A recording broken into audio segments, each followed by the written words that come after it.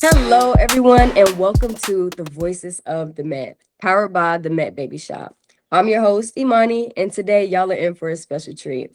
Joining us, we have Mr. Derrick Washington, a master barber, hairstylist, and actor known for his work in the film industry and on major productions like Black Panther, Wakanda Forever, Madden, and The Banker, just to name a few.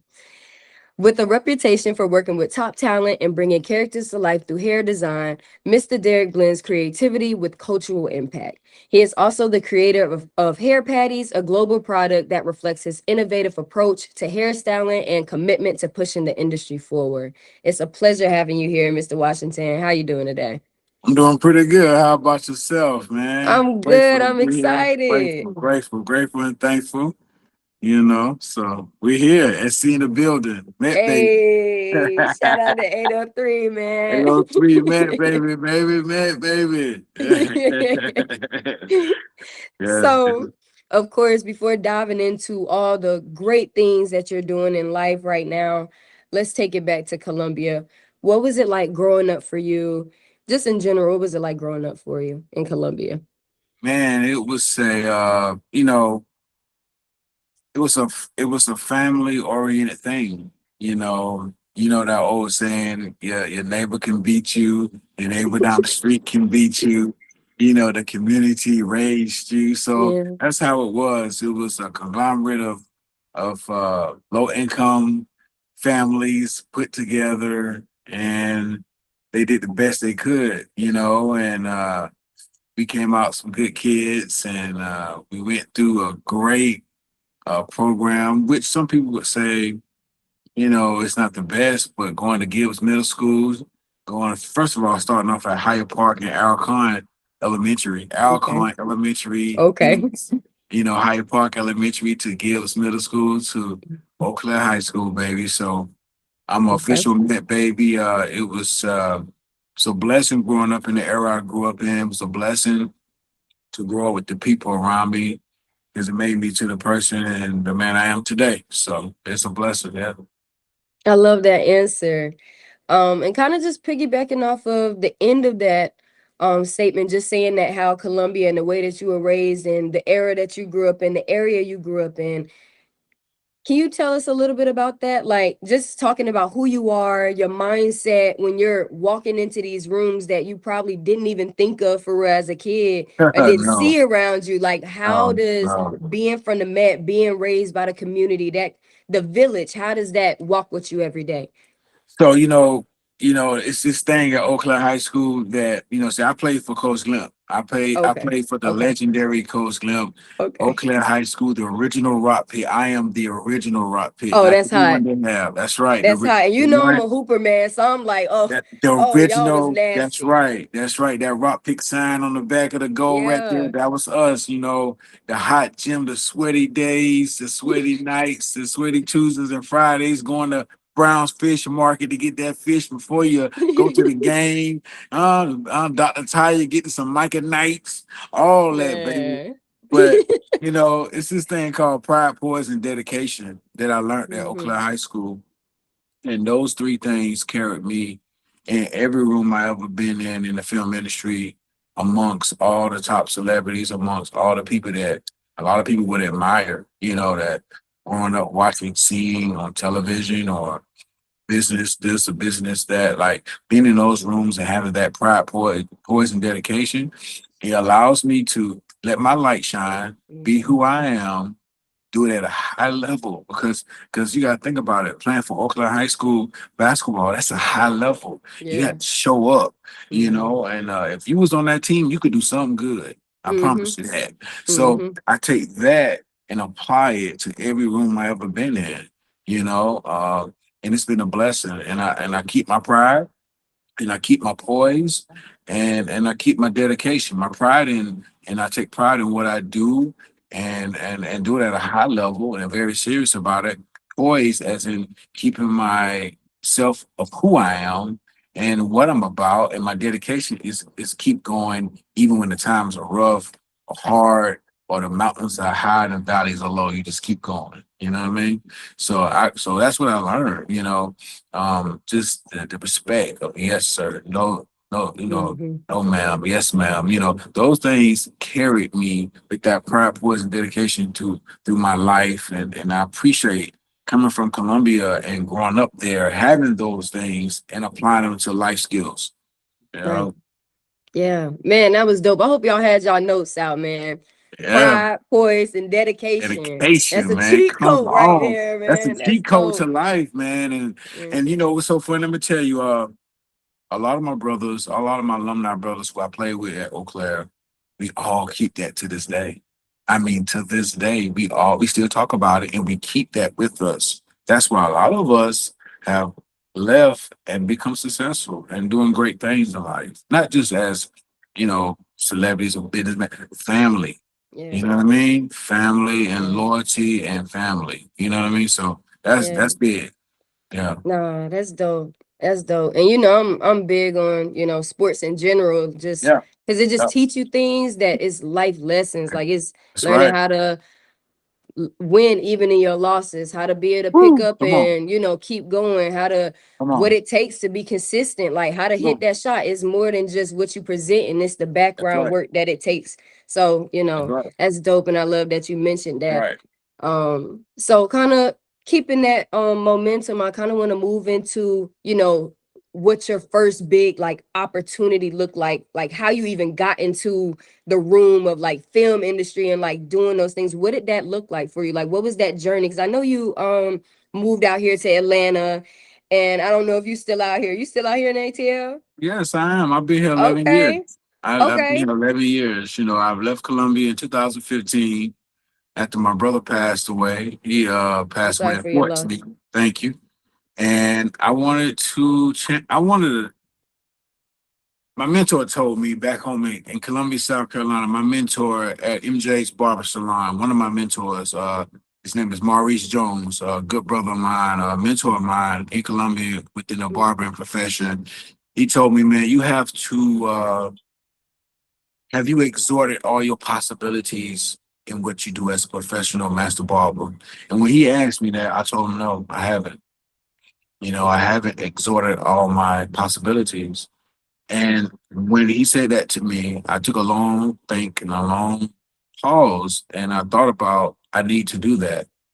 And that's when I decided to make the decision to move to Atlanta because I haven't exhausted all my possibilities. The barbering profession and the barbering field is vast, man. It's wide. It's a multi-million dollar industry. It's you could do so much, man. Coming from a small town like Columbia.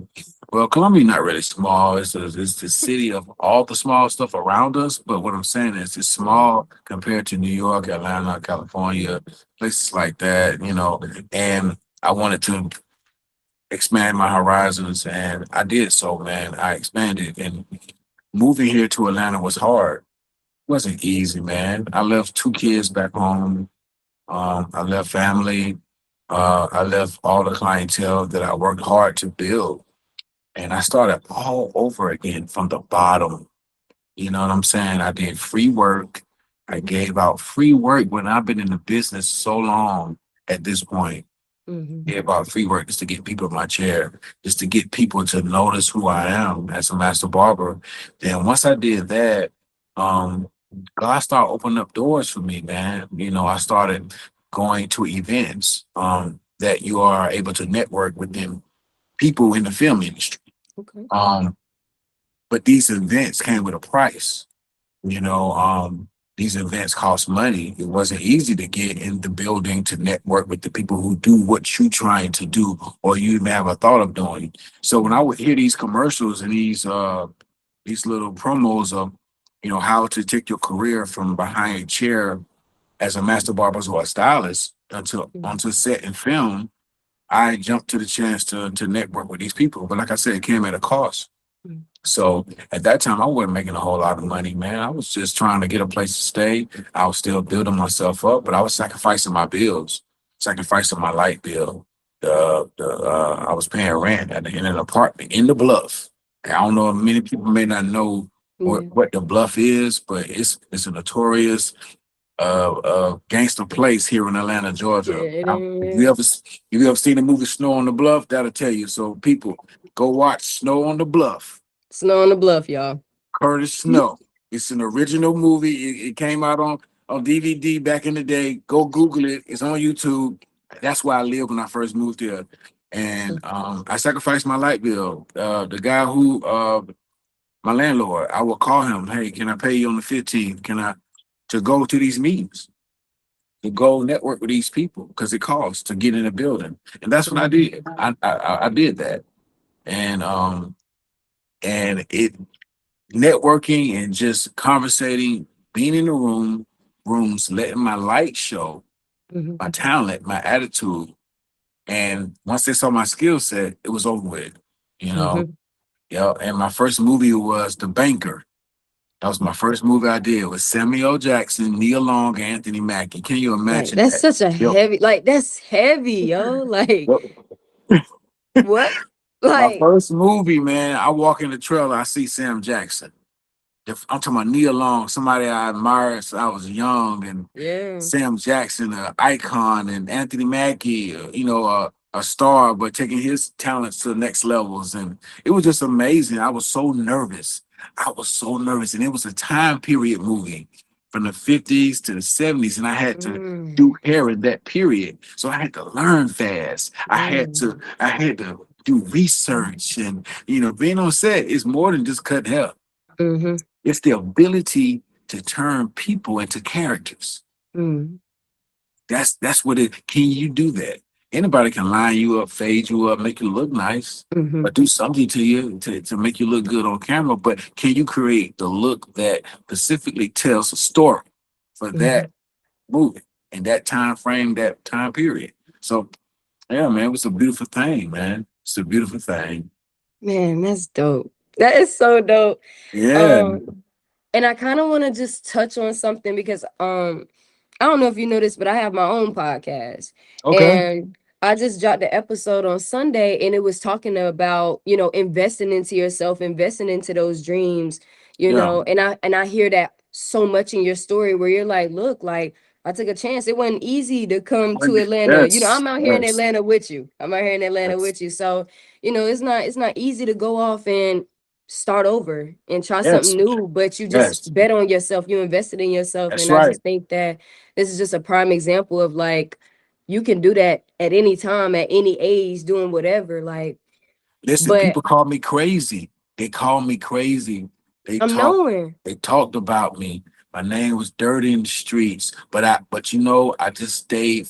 I stayed focused, Hmm. and I And ran with. discipline. That's right, and And discipline discipline though. kept those things, that pride, poison, and that Hmm. dedication. Yep, yep, Man, that's amazing. That's amazing. yeah, So now I kind of want to talk about the fruits of your labor. So we kind of did the build up. We see the free chairs, just getting the name out, doing a start over thing after kind of being in a place where I'm not gonna say super stable, but you got people, everybody know who you are, everybody come and sit in the chair to like, okay, let me build this back up to doing the networks and paying the cost of what it is to be in certain rooms to yeah. now your Mhm. name is in the rooms. It's like, okay, we about to That's do right. this. Well, I'm on, okay, we doing Wakanda Forever, and I need you Yes, out here. Like, that's right. what does that I want to ask you something else. Let me ask you this. Okay. So I feel like a lot of times we're taught how to deal with our losses, but Yeah. not really taught how to hold our success and be okay with that and not feeling guilty for the success that we now have. Can you please talk about that? So, That's like, what cold it was that blooded. transition to be like, okay, I can't be guilty. I'm here. I'm living my dreams. I work for this. Listen, What do you listen. do? After the banker, I want to touch on this. After the banker, I worked the banker. It was a 3 month movie. After that, I didn't do any set job for a whole year. Went back to the barbershop and I started doing my clients. And all of a sudden, my clientele just got better and better and better. And I was like, wow, this is going good because I was posting stuff from the banker and Mhm. people was like, let me go see this guy. Well, he can cut some hair. He was with Sam Jackson. Let me check him out. Right. So my clients still started getting good. And then after a year, I got a phone call from one of the female makeup artists that I work with on the banker. See, when you work on these movies and film, and I'm gonna touch on what you're saying, but when you're working on these movies and film, you meet people, you connect with people, and they befriend you. And this young lady, good friend of mine, Latoya Henderson, she called me and said, "Hey, Derek, what are you doing?" I said, "Girl, it's been a year since I seen you. I talked to you. How you been?" She was like, "I've been good." She was like, "Man, I got an opportunity, and I thought about you." Mm, One of my friends from Tyler Perry called me and said she needed a barber to work the grand opening for the grand opening of Tyler Perry Studios at the mm, McPherson Army Base in 2018. She said she needed a barber, and I thought about you first. You know why I thought about you? Because your attitude, mm-hmm, the way you shined on set, you listened, you didn't bring any mess. You came to work and you was a good person. So I thought about you. And that's how I got to Tyler Perry Studios. And I worked there 4 years straight because of somebody vouching for me doing what I was supposed to do and not giving up. And mm-hmm, when I got there, I'm like, boy, I'm in heaven. This is it. I made it. I'm at Tyler Perry Studios. And man, it was amazing. And enjoying the fruits of labor of that, it was such a blessing because I was able to help my daughter, my son, my mother. I was able to help myself because I was in a hole. I was able to really expand. And man, when I tell you it felt so good, but it didn't feel so good because it was like I did this thing and I got to a place and people now looking at me weird. mm-hmm, Like like I left them, like I'm doing something wrong. And I felt that survivor's remorse. I did. mm-hmm, I ain't gonna lie to you. I felt like it was survivor's remorse. It was like I've made it to this point and my trajectory is nowhere near what other people's expectation is. It's way bigger than that. You mm-hmm, know. But I made it to this point, and I started getting a little survivor's remorse. I was like happy, but I was sad. And it's crazy, and people deal with that. mm-hmm, You know, people did. So when I would go home and see friends and family, I wouldn't even talk about the industry. mm-hmm. I would just come and be regular and just be. I just want to be regular, Yeah, But then why not? Why not talk about your wins? Why not yeah, celebrate it? Because you don't want people to feel like you're you talking too much or you yeah, bragging or yeah, or you think you better than me. And so I had that mentality when I made it. I had that mentality like I don't want to talk about it. I'll just go home and just be Derek. But why mm, not? Why not yeah, celebrate? Why not go home and feel celebrated? And you know what? People you grow up with, let me tell you something too. And I want all young kids to listen to what I'm saying, and even grown-ups. People you grow up with, they see your light. They know who you are. They might not know what you're going to become, but they know you're talented. They know you got that light. They know you that dude or that person. So when you make it and go to levels, some of them like, "Oh, I already knew that." You know what I'm saying? And they're not going to show that expression, that thing. But people who don't know you, they're like, "Wow, you're amazing. Oh, you did this. Oh my God, you're amazing." But yes, I wanted to feel celebrated by my people. And I yeah, had people who celebrated me. Then I had some people like, "Oh yeah, I know Derek. Yeah, he's talented. He always been." So I mean, what? You know what I mean? But yeah, it's a crazy thing, man. Survivor's remorse is real, It's a real yeah. thing. So how do you deal with that now? Because I mean, at this point, it's more than just like, oh yeah, I had a big break. I was working on something that's cool. Like this is a lifestyle. You know what I'm saying? Like this is how Yes, you move. yes, This is what you yes, do. So like, yeah. how did you like overcome and like become confident in just sharing and being and okay with people that may or may not be okay with sitting in a room with your light? Well, what I had to do is I had to understand that favor ain't fair. Listen to me again. Favor is not fair. And when Mhm, you have a higher being within you, you know who God is, or your higher being, whatever you pray to, you know favor just ain't fair, man. And you are blessed to do a thing. Everybody has it. You have to find that thing. And once I sat into that, and I was like, this is where I'm supposed to be. This is who I am.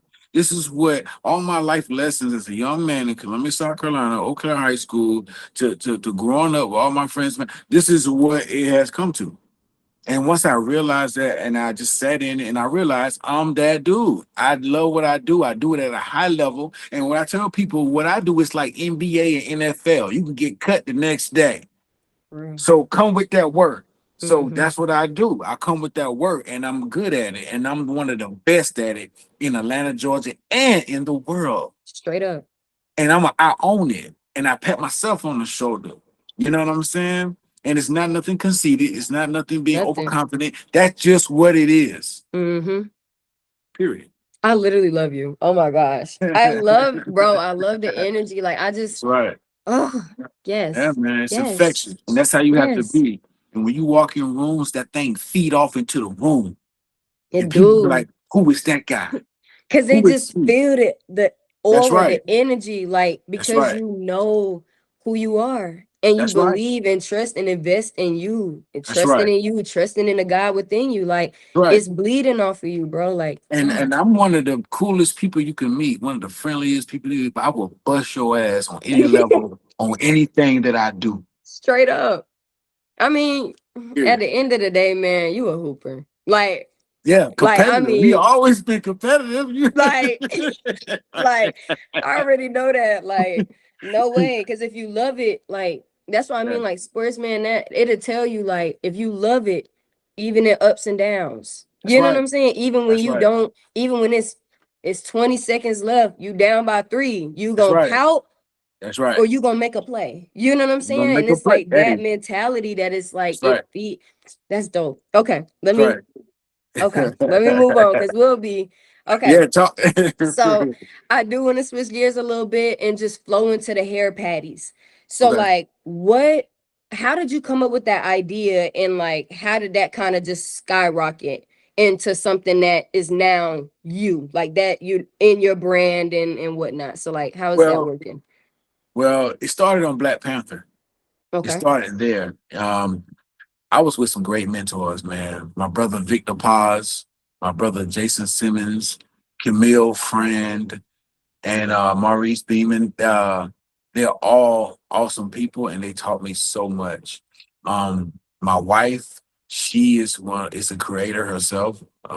She taught me a lot about creating and using tools to create. And I was around some good people, man, some good mentors, some good people that inspired me. Hmm. And when I saw the vision for Hair Patties, it was unreal, because on set and film, you don't have much time to assimilate because everything is accounted for on set and film. The actor has to come in, they have to get transported to set, they have to go into the trailer, get their hair and makeup done. It's a time for that. Hmm. They have to go to wardrobe, they might have to rehearse, and you have to everybody from hair and makeup and wardrobe have to assimilate quick and fast. So the talent has to be on set by a certain time so they can start shooting and filming. And if that doesn't work, you could be out of there. That's how that goes in the film industry. And the patties was something that I came up with to move the process quicker. Because you have like actors come in, right? They have a Hmm. low Caesar cut or a nice little afro, and they have a stunt double come in that has to do stunts. So say Hmm. the actor has to run and jump over a fence Hmm. or something, and that actor don't want to do that. So they have to bring the stunt double in, and you have to create that same look on a stunt double to make it look like the actor. Hmm. So if the actor has an afro, you have to have this wig, or you have to get some afro tech. You have to create this look, man, and you don't got much time. Hmm. And so that's where the hair patterns came in. It eliminate the time instead of taking pieces of Afro tech and build it on top and taking so much time to create that look. You create one patty, Hmm. one hair patty that fits on top, Hmm. simulate it, cut it, structure it to look like that person, and he's out the door. So instead of taking Hmm. an hour and 30 minutes on that stunt double, when they need him in an hour, it only took me 35. That's a game changer. That's the game That's changer. a game changer. And then you know what that does to production? It makes everybody happy. From Hmm. director, producers, all the way down to the hair and makeup. Because you know what? They on walkies. Is John ready? Yeah, he's ready to go to set. But what about a stunt Hmm. double? Because we have to shoot in 10 minutes. Oh, a Hmm. stunt double ready. Already? Oh my God. Who did Hmm. that? Who's the hair person team behind that? Who's the department head? Mhm. Who's the hair master behind it? They love it. It's a trickle down effect. That's dope. Yeah. So is that something that's like exclusive to you when you working on it, or is that something that you're like marketing and like people can like buy it from you for different sets and stuff? Well, right now at this point, when I am hired to do certain films, period movies or certain looks, yes, like I was hired on BMF season 3 and 4, and Mm-hmm. I had to use a bundle of hair patties to create a lot of looks in that on that show because we talking about a period show from the '90s all the way up. So yeah, we had these boxes, we had these fades, we had these slopes and stuff. So yeah, man, it was a massive creation on that with the hair patties. And shout out to Moco's, who was the hair department head and a good brother of mine for BMF, who allowed me to use my product on a lot of the stunt doubles and talent. Didn't hate on me, didn't hold me back, pushed me to do it. And that's how really hair patties developed in such a massive way because of BMF season 4. It was a Mm-hmm. blessing. And now I'm at this point now, I just use it when I'm hired for film and television. But as far as me getting into retail and selling and purchasing, all that is on the way. It's under construction at this moment. I'm doing so much right now. I have to take one day at a time, one Yeah. thing at a time, Yeah. so I won't be so overwhelmed. But yeah. Wow. That's such a blessing. That's Yeah, man. Oh, yeah, that is so dope. Like blessing, I'm man. loving it. I'm loving it, True man. blessing, man. Hair Patties is a blessing to me. I so Hair Patties is not only it's trademarked, it's patent and bonded and licensed. I Nobody know can that's take right. it. It's mine. So when you own, like Tyler Perry said, you got to own your shit. Mm. Own your shit, man. But you know, they taught us that early. Like, well, at least me, like in history class, they like, look, ownership. Ownership is wealth. You know what I'm Yes, saying? Like, you gotta yes, own it. Like, that's why, our people owning houses and stuff like that, that's right. property, assets, So, That's right. man, that's dope that, you get to do what you love. Yeah, So, man. That's a blessing. Yeah. I want you to just give some advice to, I mean, not just the younger kids, but just anybody that's looking to find what they love and do what they love. And that may feel like it's a crowded space. So I think I was talking about this where it's like, okay, I have a podcast and it's like, but nobody does it like you. So do you have any advice for somebody who's feeling like, man, I want to be a barber or I want to do makeup, but I feel like everybody is doing makeup? How do you talk to them and tell them that they can Yeah, still do it? and you're right. Everybody, you're right. You're right. It's a barbershop on every corner. It's a makeup artist on every corner, every block. But the thing of it is, man, it's you as a person. Now, anybody can be a barber or put some makeup or cut or do a lineup or a fade. But who are you as the person doing it? See, people are attracted to people, energy. Mm-hmm. And if you possess that along with the workability and the product, it will come regardless of whether it's one down the street, one up the street, one 5 miles, a block away. They will still come to you because of who you are, how you treat them, how you make them feel. And your product is not just a product, it's an experience. Mm-hmm. That's the difference. So I tell young people all the time, yeah, it's a lot of barbers out here. There's a lot of beauticians, a lot of makeup artists, a lot of rappers. It's a lot of, but it's who you are and how you and what you can bring to it to make it vast, make it worldwide, make it accessible, make people feel a certain way, make people feel like I got to be around this person. Yeah, I can go to Mike down the street at Dugan's barbershop, but I'm gonna go to Derrick over here at Eclipse because when I walk in the building, man, I feel like something. The ambiance, the way he speaks to me, the professionalism, man. I don't, and people told me that too when I was moving to Atlanta. They said, "Why you going to Atlanta? There's so many barbers. They're everywhere." I said, "Yeah, you're right, but guess what? They're not me. Mm-hmm. They're not me. And if I would have listened, I would have still been in Columbia, which wouldn't have been bad, but that's not my destiny. But I Yeah. still would have been there. I still would have been cutting at the same place and all of that. I did not Mm-hmm. listen. I was like, I'm gonna take my talents and who I am as a person, my energy, my ability to make people feel a way to Mm-hmm. Atlanta, and it worked. I bet it on myself. So always bet on yourself. I don't care what nobody says, what anybody predicts for you, or even if you start feeling a way internally, like I don't know if I can do it, or I don't know, but I don't give a shit. Don't do that. Keep Mm-hmm. going. Keep leveling up. Don't care what nobody says. If you believe it, it only takes you. Keep going. That's Yeah. such dope advice, man. You're such a dope person, man. For real. Appreciate it, man. That's Appreciate it. dope. Thank So, of course, last question. Last question. What does it mean to you to be a Met baby? When you rocking the tees, hoodies, and you putting on with for your city, man, like what does it mean to be a Met baby? you. Man, it means everything to me. And I'm honestly I'm getting a little emotional. Take Mm. your time. It means it means everything to me to be a Met baby. Because You got it. the place I come from is real. And if you can make it out there, you can make it anywhere. Mm-hmm. And it means everything to be a metropolitan baby, man. You know, I was born right there at Richland Memorial Hospital. Richland Memorial Hospital, Hey, right there, me man. too, I think. I gotta look at that birth certificate. That's Me right, too, I man. think. I get a little emotional, man. I talk about the Met. I get a little emotional. I talk about my life because it's been a journey, and people who know me since we was kids, and they know, they understand.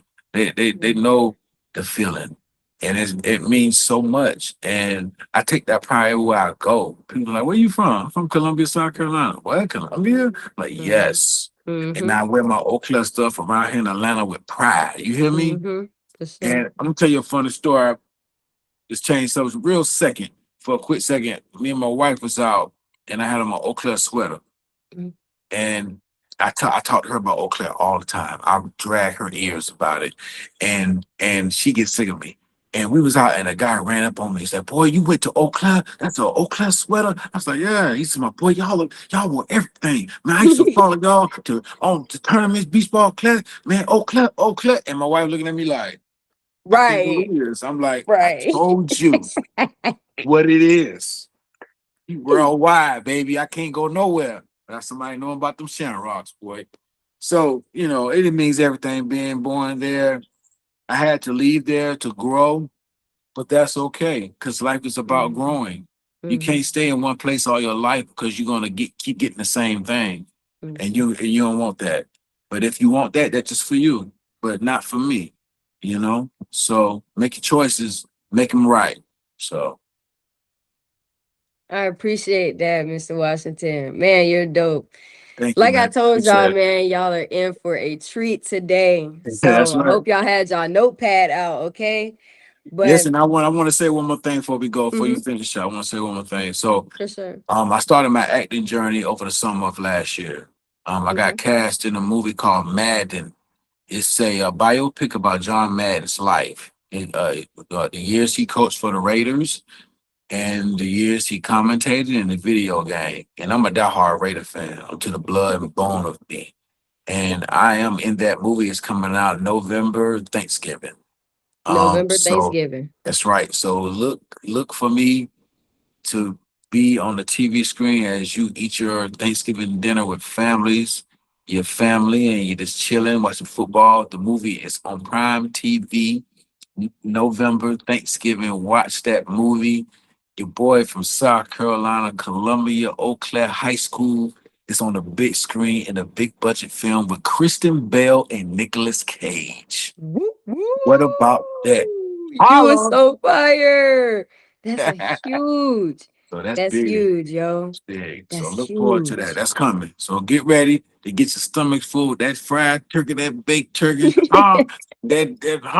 that gravy, rice, chillings, and watch your good movie, Madden, baby. Hey, yo. Y'all tune in Thanksgiving, man. Man, we on, we on. You know I'm locked in. You know I'm Locked locked in. in. Locked in, man. Thank We you family. again. We Thank family. you again for being here, man. This Yes, is yes. dope. And once again, thank y'all for tuning in to the Voices of the Met. This ain't just interviews, man. This is where we highlight the ones who made it out or making the way. Don't forget to grab some merch from at the Let's Met roll. Baby Shop on Instagram Let's roll. and at www.crudycoleman.com. Until next time, family. Peace.